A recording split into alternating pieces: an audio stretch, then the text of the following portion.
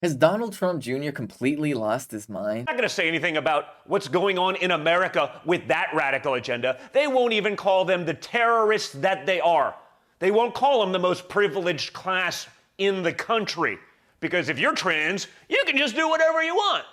There's a different set of rules for everyone else. If you're trans, what difference does it make? Oh, you have total privilege, total authority to do whatever you want, and no one can say anything. But So this clip from Donald Trump Jr. is just absolutely absurd because he's claiming that trans people are the most privileged people in our society, which is just deeply hilarious because of course, you know, when you're extremely privileged, you have people who are trying to ban your healthcare and people who are trying to ban you from being able to go to the bathroom. That's definitely what privilege looks like, not to mention all of the hate crime. But of course, why is Donald Trump Jr. saying this? Well, he's part of fueling this ridiculous, nonsensical mindset that Republicans have where they create this fictitious world where they are the victims and marginalized people around them are secretly controlling everything. But it actually goes a lot deeper than that and ties into a lot of very dangerous rhetoric that the Republicans have been dabbling in lately. Because one of the things that you'll notice is Republicans will always talk about George Soros and they'll always talk about the globalists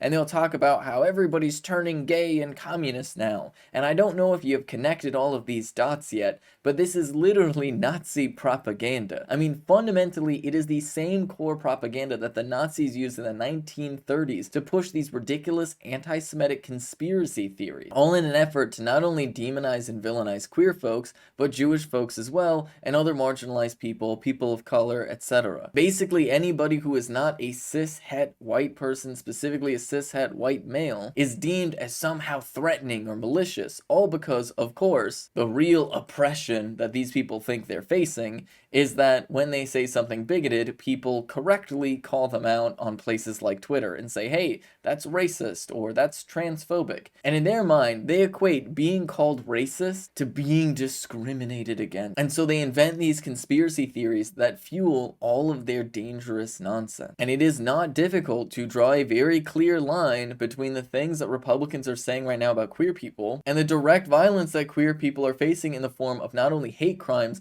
but also several mass shootings that have specifically targeted queer nightclubs and bars. Not to mention the literal bomb threats against a children's hospital, and of course the threats against different drag shows across the country. This is all driven by the same conspiratorial thinking that the right wing has, and it's all wrapped up in this silly idea that somehow magically some of the most marginalized people in the country are secretly controlling everything behind the scenes. I mean, for the love of God, you'd think if trans people were incredibly privileged that we'd have somebody on the Supreme Court right now. And if you believe these Republicans, you'd think that trans people are running around with millions and millions of dollars. Meanwhile, the reality is the average trans person in the United States makes less than half the average cisgender person. And I don't know if you're doing the math on that, but that means like the average trans person is probably making somewhere between $20,000 and like $30,000. And that actually is probably a high estimate because the truth of the matter is a lot of trans people have an incredibly difficult time finding any job at all because there's so much transphobia across our country.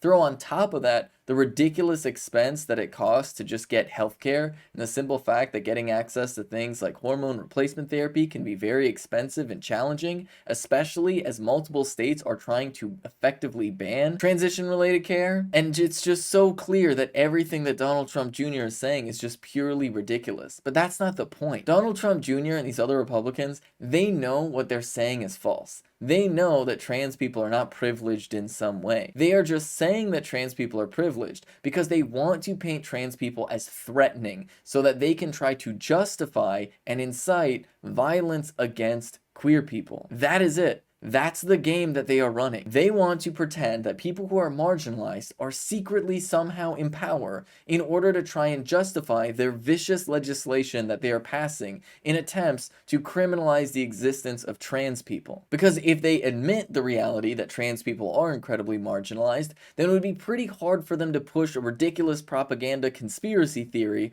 that somehow magically trans people are just turning everybody trans. When the actuality is we just just reached a point in society where enough people started to feel comfortable coming out that they did. And some people were even lucky enough to have supportive families so that they were able to transition earlier in life. Except for instead of responding to this normally, Republicans have taken it upon themselves to pretend as though it's some sort of conspiracy leading to more people coming out as trans. And they're trying to actively not only bring us backwards, but in many ways push us forwards into a completely different direction. One that is very explicitly fascist in its character. And they're pushing this so aggressively to the point where they're actively participating in Holocaust denial by categorically rejecting the simple fact that some of the first people targeted by the Nazis in Germany were queer folk. I mean, one of the most famous book burnings by the Nazis was literally burning the records of research that had been done on queer and trans people with the aim of supporting them. And so don't get it twisted.